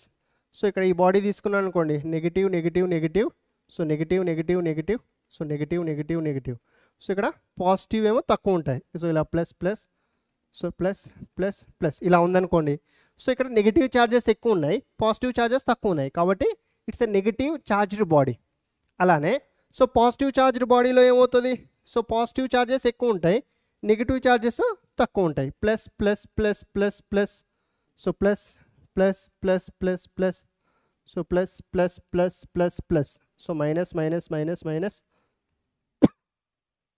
So ఇలా ఉన్నాయనుకోండి, ఇక్కడ positive charges ఎక్కువ ఉన్నాయి కాబట్టి this is a positive charged body and this is a negative charged body. Clear? Everyone understood the difference? చల్. So ఇది major difference అనమాట, positive charged బాడీకి negative charged bodies. So now the next important point, that is what are the different types of charges. So already మనం వాటి గురించి మాట్లాడుకుంటూనే ఉన్నాం ఇంతసేపు. So the types of the charges are, so the positively charge body, positive charge and negative charge. So charge అనేది 2 types. So ఇక్కడ the interactive nature of the charges అంటే that's one of the property అనమాట. The interactive nature of the charges గురించి మాట్లాడుకుంటే, 2 like charges ఎప్పుడైనా ripple అవుతాయి, అదే 2 unlike charges attract అవుతాయి. So basic point which you already know. So 2 like charges repel each other. ప్రాపర్గా notes make చేసుకోవాలి class జరుగుతున్నంతసేపు. సో ఈరోజు నాకు తెలుసు అంత కూడా థియరీనే ఉంటుంది, ఎందుకంటే మనం ఓన్లీ ఛార్జ్ గురించి మాట్లాడుకుంటున్నాం. ఓకేనా? But still you have to make your own notes. ఓకేనా? సో థియరీనేగా నాకు ఇది తెలుసు కదా బేసిక్స్ అని వదిలేకండి. So understand concept, step by step నేర్చుకుంటే మనకి ఫిజిక్స్లో మజా ఉంటుంది అనమాట. సో లేదు ఇక డైరెక్ట్ నేను ఈరోజు కూలూమ్స్లాకి వెళ్ళిపోయాను అనుకోండి, అరే సార్ ఏంటి బేసిక్స్ చెప్పలేదంటారు కొంతమంది. సో అలా కాదు, మనం స్టెప్ బై స్టెప్ మంచిగా టైం ఉంది కాబట్టి మనకి ప్రతిదీ కూడా నేర్చుకుంటూనే వెళ్దాం. ఓకేనా? So 2 like charges repel and so whereas 2 unlike charges attract each other. 2 unlike charges attract each other. So this point you guys should remember. So ఇది ఒక ప్రాపర్టీ ఆఫ్ ద ఛార్జ్ అనమాట. ఛార్జ్ మనం ఇప్పటివరకు ఏం నేర్చుకున్నాం? Charge is transferable. Charge types ఏంటి, positive charge and negative charge, అసలు neutral body అంటే ఏంటి, అండ్ నెక్స్ట్ మనం ఛార్జ్ని ఎలా ట్రాన్స్ఫర్ చేస్తాం, పాజిటివ్ ఛార్జ్డ్ బాడీ అయితే ఏది ఎక్కువ ఉంటుంది, నెగిటివ్ ఛార్జ్డ్ బాడీలో ఏ ఛార్జెస్ ఎక్కువ ఉంటాయి, అవునా, ఇవి మాట్లాడుకున్నాం. సో నెక్స్ట్ ఇంకొకటి ఏంటంటే ఛార్జ్ని ట్రాన్స్ఫర్ చేయవచ్చు అని చెప్పాను. So methods of transferring this charge అవి కూడా ఉన్నాయి, అవి రేపటి క్లాస్లో వస్తాయి. కండక్షన్ కానీ, ఇండక్షన్ కానీ, ఫ్రిక్షన్ మెథడ్, ఇవన్నీ కూడా మనకు రేపటి క్లాస్లో వస్తాయి. ఓకే చలో, సో ఇక్కడికి అయిపోయింది. So now the next important point ఏంటంటే అసలు ఛార్జ్ని మనం ఎలా డినోట్ చేస్తాం. So what is the symbol that we use to denote the charge. So the symbol that we are going to use to denote the charge, so that is either capital Q లేదంటే small Q. So క్యూతోని ఛార్జ్ని denote చేస్తాం. So what are the SI units of the charge. So ఇది మీకు already తెలుసు. So coulomb. So దీన్నే మనం సితో denote చేస్తాం, సితోనే డినోట్ చేస్తాం. ఓకేనా. సో ఇది SI unit of the charge. Sir CGS unit of the charge ఏంటి. సో సిజిఎస్ యూనిట్ ఏంటంటే సో ఎలక్ట్రోస్టాటిక్ యూనిట్, ఈఎస్యు అంటాం. సో ఏంటదమ్మా, electrostatic unit. So which is nothing but ESU, electrostatic unit which is ESU. So దీన్నే మనం ఇంకొకటి కూడా ఏమంటామంటే so Franklin అని కూడా అంటారు దీన్ని. CGS unit which is ESU లేదంటే ఫ్రాంక్లిన్ అని కూడా అంటారు. అదే ఎస్ఐ యూనిట్ ఏంటి, కూలుంబ్. ఛార్జింగ్ దేంతో డినోట్ చేస్తాం, క్యూ, క్యాపిటల్ క్యూ కానీ స్మాల్ క్యూ కానీ. So other units are the smallest unit of the charge is the electrostatic unit. ఇదే అనమాట ఫ్రాంక్లినే. So the smallest unit. Largest unit ఏంటంటే ఫారడే, గుర్తుపెట్టుకోండి అమ్మా. So the smallest unit is the Franklin. So whereas largest unit is the Faraday. So ఈ Faraday గురించి మనం ఇక్కడ కెపాసిటర్స్ టాపిక్స్లో ఇన్ డీటెయిల్గా చదువుకుంటాం. ఓకేనా. సో ఒక కూలుంబ్ వాల్యూ వచ్చేసరికి 1 coulomb is equals to 3 × 10⁹ electrostat coulomb or simply stat coulomb అని కూడా అంటారు. దీన్నే ఈ ఫ్రాంక్లిన్నే స్టాట్ కూలుంబ్ అని కూడా అంటాం. ఓకేనా. So 3 × 10⁹ ESU or Franklin. కూలుంబ్కి ఎలక్ట్రోస్టాటిక్ యూనిట్కి సో రెండింటికి రిలేషన్ అనమాట ఇది. క్లియరా, అర్థమైందా. చల్ good. So next, so what are the dimensions of the charge. So what are the dimensions of charge. Dimensions of the charge. So ఇక్కడ మనకు ఆల్రెడీ 10th క్లాస్ లెవెల్లో మీకు కరెంట్ ఫార్ములా తెలుసు. So what is the current I. So the current I is equals to so the charge upon time. So the current I is equals to charge upon time. So ఇక్కడ నుంచి మనకు charge formula will be equals to so current I into the time T. So మీకు dimensions వచ్చేసరికి ఏమవుతాయి, ఇప్పుడు current dimensions మీకు already తెలుసు, దేంతో డినోట్ చేస్తాం, ఏతో డినోట్ చేస్తాం, అవునా. సో టైం డైమెన్షనే టీతో డినోట్ చేస్తాం. సో ఓవరాల్గా ఛార్జ్ డైమెన్షన్స్ వచ్చేసరికి ఏ టీ అవుతుంది. ఓకేనా, క్లియర్, అండర్స్టూడ్. సో ఏం చార్జ్ చేస్తున్నారు మన students. Sir class notes download అవ్వట్లేదా, ఎందుకు అవ్వట్లేదు, అవుతుంది కదా ఆల్ఫా. క్లాస్ నోట్స్ చూసి రాసుకోవాలా, క్లాస్ నోట్స్ డౌన్లోడ్ అవుతుంది. క్లాస్ నోట్స్ నాకు ఇక్కడ టీవీ ఇక్కడ ఉంది, so that's why I'm watching here. మీ చార్ట్ని ఇక్కడ చూస్తున్నాను. క్లాస్ నోట్స్ డౌన్లోడ్ అవుతుంది, ఎందుకు అవ్వదు అంటే డౌన్లోడ్ అంటే మీకు విత్ ఇన్ యాప్ అవుతుంది, బయటికి రాదనుకుంటాను. సో నేను అది ఒకసారి చెక్ చేస్తాను. నేను క్లాస్ నోట్స్ ప్రొవైడ్ చేస్తాను, క్లాస్ తర్వాత క్లాస్ నోట్స్ మీకు యాప్లో డిస్ప్లే అవుతుంది. బట్ మీ ఓన్ క్లాస్ నోట్స్ కూడా మీరు ప్రిపేర్ చేసుకోవాలి. క్లియరా. So dimensions of the charge are A T, done. So next, ఈ ఛార్జ్ అన్నది స్కేలార్ ప్రాపర్టీనా వెక్టార్ ప్రాపర్టీనా. So charge is a scalar property. ఓకేనా. సో మనం ఏదైనా ఒక ఫిజికల్ క్వాంటిటీని స్కేలారా వెక్టారా అంటే జనరల్గా చాలామంది స్టూడెంట్స్ ఏం చేస్తారంటే సో ఓన్లీ మ్యాగ్నిట్యూడ్ ఉంటే అది స్కేలారు, లేదు మ్యాగ్నిట్యూడ్ ప్లస్ డైరెక్షన్ ఉంటే వెక్టార్ అంటాం. కానీ కొన్ని ఫిజికల్ క్వాంటిటీస్ ఎలా ఉంటాయంటే ఫిజిక్స్లో మ్యాగ్నిట్యూడ్ ఉంటుంది, డైరెక్షన్ ఉంటుంది, బట్ స్టిల్ అది వెక్టార్ అయి ఉండదు. సో కాబట్టి మీరు వెక్టార్ అవ్వాలంటే దానికి ఉండాల్సిన మెయిన్ ప్రాపర్టీ ఏంటంటే అది వెక్టార్ లా ఆఫ్ ఎడిషన్ని ఒబే చేయాలి. ఓకేనా? సో అప్పుడే అది వెక్టార్ అంటాం. ఓకేనా? సో ఛార్జ్ విషయానికి వచ్చేసరికి so charge is a scalar term. Charge is scalar term. So కాబట్టి ఛార్జ్ని స్కేలార్ టర్మ్స్ ఏదైనా సరే సో వాటిని మనం they are additive in nature. So ఇంకొక టర్మ్ ఏంటంటే so the charge is additive in nature. So the charge is additive in nature. So additive in nature అంటే ఏంటమ్మా? సో లెట్స్ సే నేను ఒక సిస్టంలో మీకు ఒక +5Q ఛార్జ్ ఇచ్చాను, ఒక +10Q ఛార్జ్ ఇచ్చాను, అలానే ఒక -2Q ఛార్జ్ ఇచ్చాను. సో ఇప్పుడు what is the total charge of this system అన్నాను అనుకోండి. సో మీరు ఈ ఛార్జెస్ అన్నిటిని డైరెక్ట్ యాడ్ చేసేయచ్చు. 5 + 10 15, 15 - 2 13. So the overall charge is 13Q. అంటే ఒక స్కేలార్స్ని మనం ఎలా అయితే డైరెక్ట్ యాడ్ చేస్తామో 1 + 2 + 3 + 4 ఇలా యాడ్ చేస్తామో సో అలానే మీరు ఛార్జెస్ని కూడా యాడ్ చేయవచ్చు. సో టోటల్ ఛార్జ్ ఇక్కడ 13Q. సో అందుకే మనకు charge is additive in nature.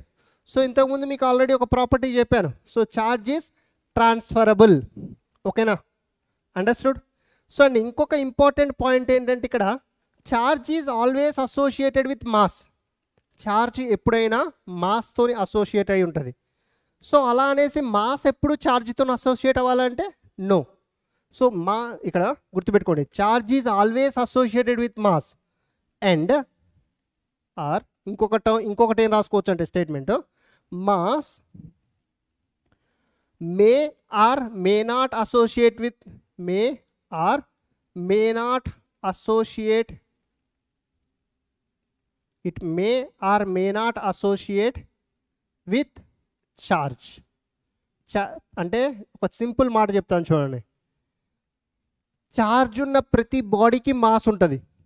అలా అనేసి మాస్ ఉన్న ప్రతి బాడీకి ఛార్జ్ ఉండాల్సిన అవసరం లేదు.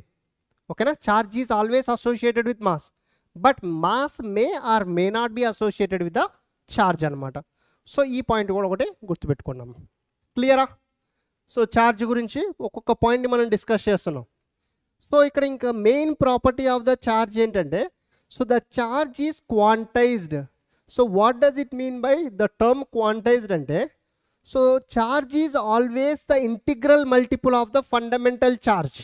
ఓకేనా? సో ఈ క్వాంటైజ్డ్ మీనింగ్ ఏంటంటే so charge is always the integral multiple of, it is always the integral multiple of fundamental charge. So charge is always the integral multiple of the fundamental charge. So ante meeku fundamental charge already telusu. What is the fundamental charge? Oka electron charge ni, oka electron yokka value ne manam fundamental charge antam. So the fundamental charge is nothing but 1 electron. So which is equals to 1.6 into 10 to the power -19 లేదంటే పూర్తి value రాసుకోవాలనుకుంటే 1.602 into 10 to the power -19 coulomb. ఓకేనా? So ఇక్కడ ఈ టర్మ్ని ప్రాపర్గా అర్థం చేసుకోండి. So charge is always integral multiple of the fundamental charge.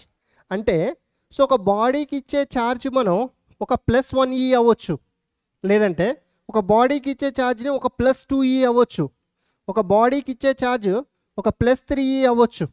So ఇవన్నీ కూడా పాసిబిలిటీస్ ఉన్నాయి. బట్ ఒక బాడీకి మనం let's say if I say so 3.6 electrons అన్నాను అనుకోండి. So this is not possible. ఎందుకంటే so it should be always the integral multiple of the fundamental charge. So ఈ 3.6 అన్నది ఇంటీజర్ కాదు.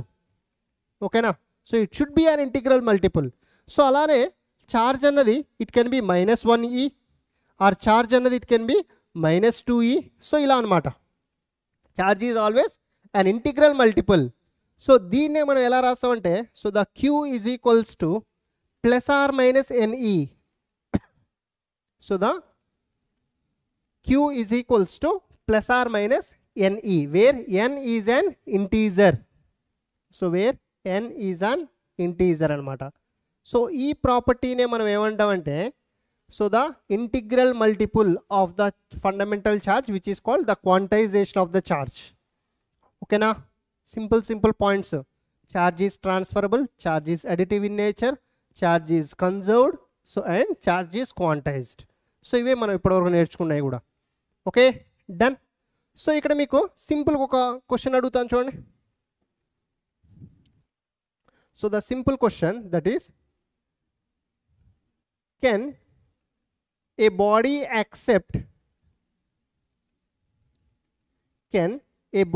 accept so 9 into 10 to the power 9 electrons. Can a body accept 9 into 10 to the power 9 electrons? So 10 to the power minus 19, sorry. So 9 into 10 to the power minus 19 electrons. So can a body accept these many? So ఇది మనం ఎలా చేయాలి? సింపుల్గా ఏం లేదు. So ఇప్పుడు Q is equals to, we know that NE plus or minus NE. So just I am taking NE. So ఇక్కడ ఈ Q place లో I am writing 9 into 10 to the power minus 19. So ఈ N, ఈ small ఈ value నాకు already తెలుసు ఎంత, 1.6 into 10 to the power minus 19. So ఇక్కడ నుంచి నేను సింప్లిఫై చేస్తే 10 to the power minus 19 cancel. So N is equals to 1.6ని ఇటువైపు పంపించండి, 9 by 1.6 which becomes 5. So therefore n is equals to 5. n is equals to 5. అంటే n is equals to 5 is an integer. ఈ n is equals to 5 అన్నది ఏంటి, it is an integer అనమాట. So కాబట్టి so this charge we can give it to the body can accept this charge, body accept చేస్తుంది. అదే ఒకవేళ నేను క్వశ్చన్లో ఇలా ఇచ్చాను అనుకోండి, let's say some 9.6 into 10 to the power minus 19 coulombs charge ఒక బాడీ యాక్సెప్ట్ చేస్తుందా అంటే చేయదు. ఎందుకు? వై? బికాజ్ ఈ పర్టికులర్ కేసులో n will not be an integer, n integer రాదు. సో అంటే ఈ ఛార్జ్ని మీరు ఒక బాడీకి ఇవ్వలేరు, ఎందుకంటే it is not an integral multiple of the fundamental charge. ఈ ఛార్జ్ని మీరు ఇవ్వచ్చు, ఎందుకు? Because it is integral multiple of fundamental charge. అర్థమైందా మీకు?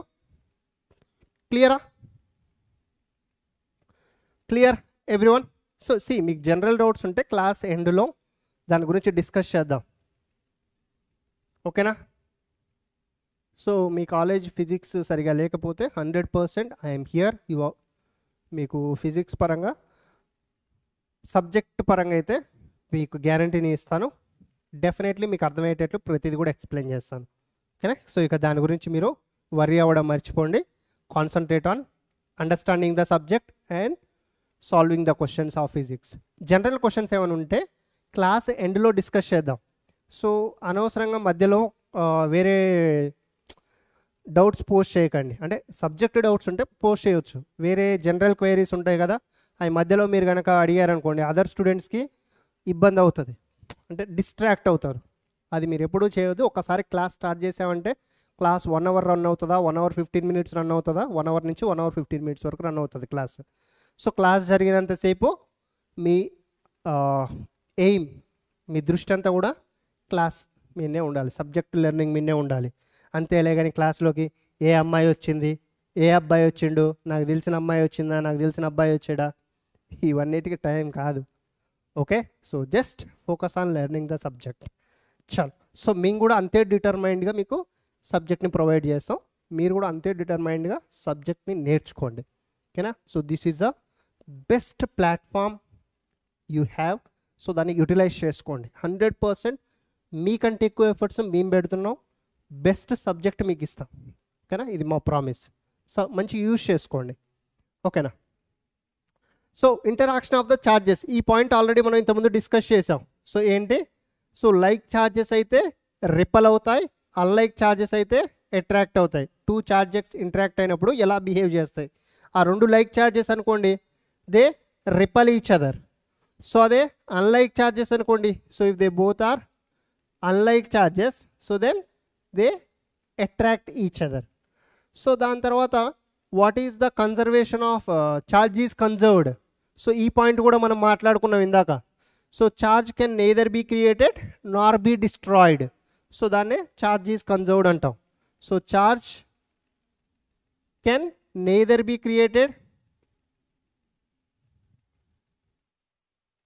నార్ be destroyed. Nar be destroyed. So ఛార్జ్ని create చేయలేము, అలానే డిస్ట్రాయ్ కూడా చేయలేము. ఓకేనా? డన్ గైస్, చలో గుడ్.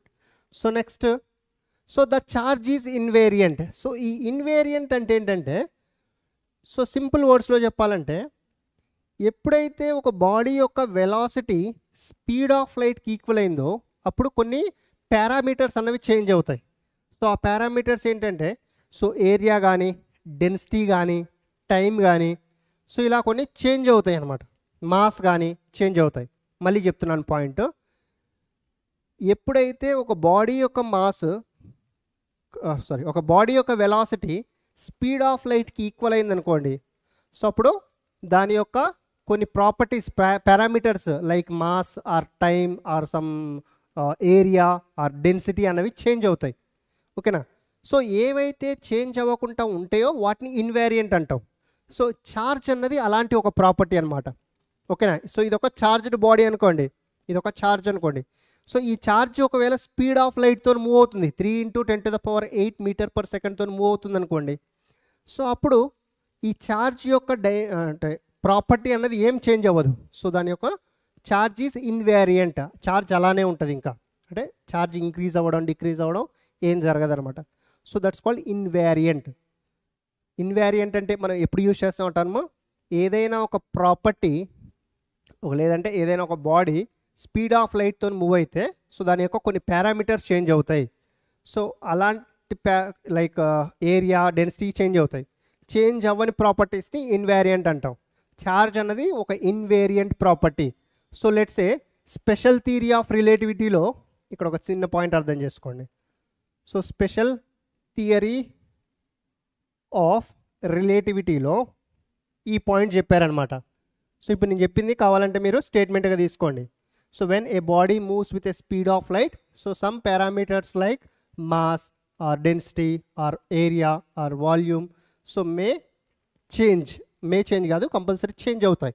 దాన్ని స్పెషల్ థియరీ ఆఫ్ రిలేటివిటీలో ఇచ్చారు. సో అలానే ఇంకొకటి కూడా ఇచ్చారు స్పెషల్ థియరీ ఆఫ్ రిలేటివిటీలో. సో ఏంటి, ఒక పర్సన్ ఉన్నాడు. సో ఈ పర్సన్ రెస్ట్లో ఉన్నప్పుడు సో మాస్ m0 ఉందనుకోండి. So the mass of the person let it be m0 అనుకుంటే, సో ఇదే పర్సన్ ఇప్పుడు లెట్స్ ఏ సమ్ మూవ్ అవుతున్నాడు, మోషన్లో ఉన్నాడు అనుకోండి. ఇప్పుడు ఈ పర్సన్ యొక్క మాస్ ఇంక్రీజ్ అవుతుంది.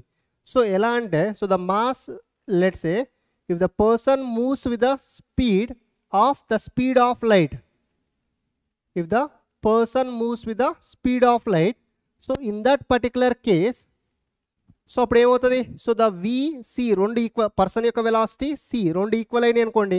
సో అప్పుడు ఏమవుతుంది, so this will become 1 - 1 0, so something by 0, so the mass tends to be infinity. అర్థమవుతున్న పాయింట్?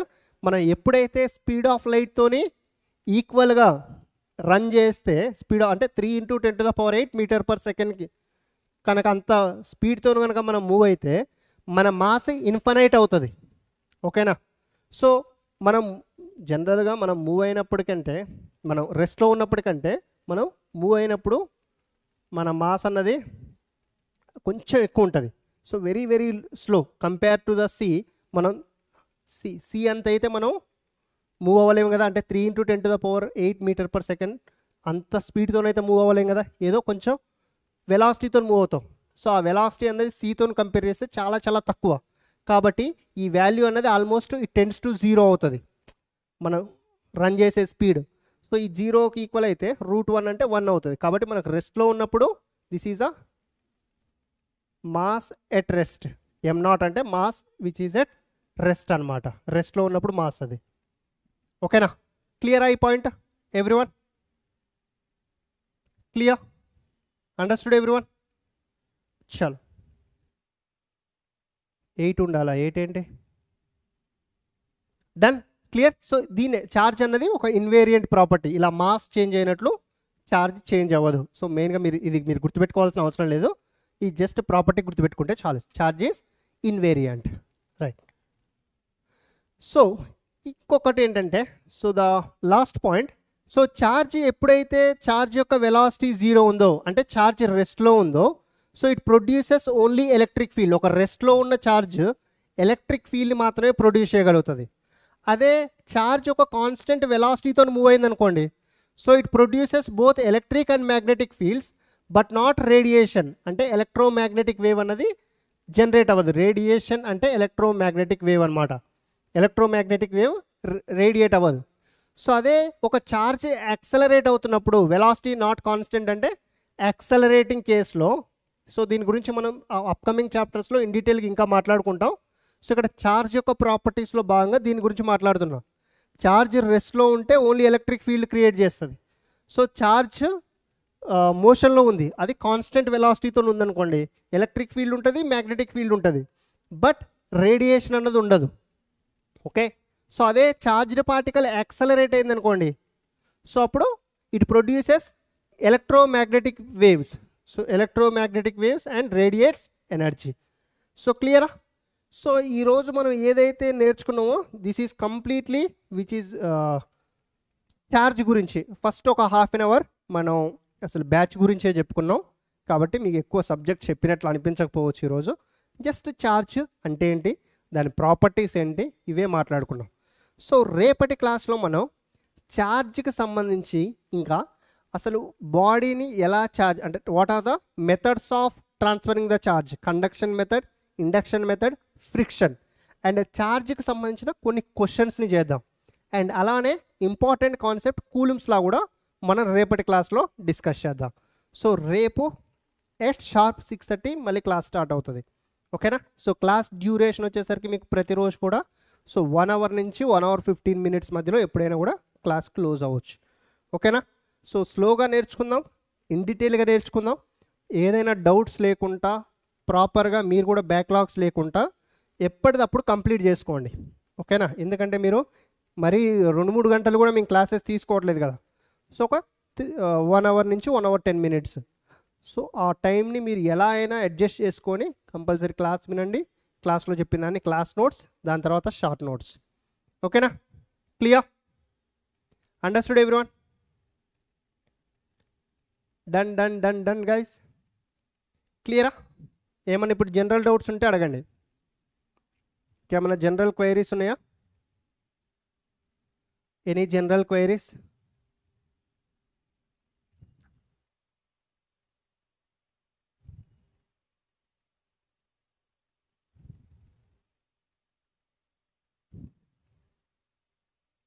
సో నోట్స్ క్లాస్ అయిపోయింది కదా, క్లాస్ అయిపోగానే నోట్స్ అయితే అప్లోడ్ చేస్తాం ఇప్పుడు.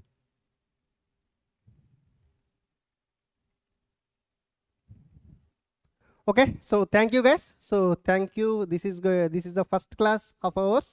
సో ఇంకా ఫ్యూచర్ క్లాసెస్లో సబ్జెక్ట్ చాలా నేర్చుకుందాం అండ్ మంచిగా నేర్చుకుందాం. డెఫినెట్గా కాంపిటేటివ్ ఎగ్జామ్లో క్రాక్ చేద్దాం. So will meet in the next session, that is tomorrow at 6:30 PM. So till then keep studying. All the very best. Bye guys.